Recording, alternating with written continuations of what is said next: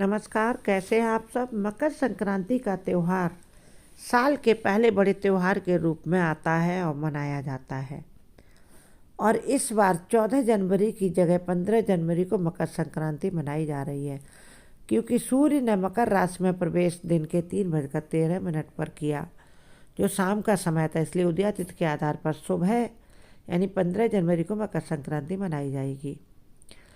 और इसी दिन देवी ने शक्रासुर का वध किया था, इसलिए इसे बुराई पर अच्छाई की जीत के रूप में भी मनाते हैं। यदि मकर संक्रांति 13 जनवरी को आती है तो भोगी कहलाती, 14 को नॉर्मल और 15 जनवरी को आती है तो फिर भरी पूरी और बड़ी शुभ मनाई जाती है। इसीलिए इस बार ये वर्ष बहुत ही शुभ रहेगा। इसका अलग अलग धार्मिक महत्व है।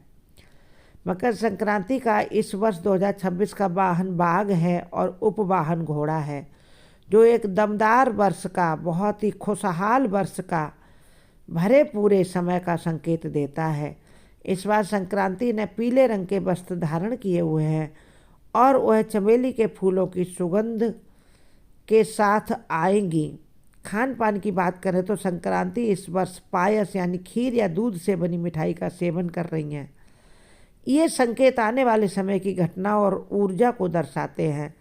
इसलिए माताओं बहनों के लिए, महिलाओं के लिए विशेष जो हिदायत दी गई है यानी कुछ सावधानी बताई गई है, वह यह है कि माताएं बहनें भूल कर भी पीले रंग की साड़ी, सलवार कुर्ता, कोई ड्रेस या चूड़ियां पहनने से संक्रांति के दिन बचें, क्योंकि संक्रांति माता स्वयं पीले रंग के वस्त्र पहनकर आ रही हैं। इसलिए इस रंग को त्याग करना इस एक दिन के लिए पूरे साल आपके घर में सुख समृद्धि और उन्नति के लिए अच्छा रहेगा। इसके अलावा जहाँ पुरानी परंपरा नहीं है घी, दूध और दही यूज करने की, वे लोग इस दिन दूध या दूध से बने पदार्थों के सेवन से भी परहेज कर सकते हैं। हालांकि परंपराओं को मानना सबसे बड़ी बात होती है। आर्थिक दृष्टि से यह वर्ष सभी के लिए बहुत ही शुभ रहने वाला है, लेकिन सूर्य अत्यधिक धूप और अग्नि से इस बार तपेंगे, इसलिए इनसे बचाव रखना भी गर्मियों में आवश्यक बताया गया है।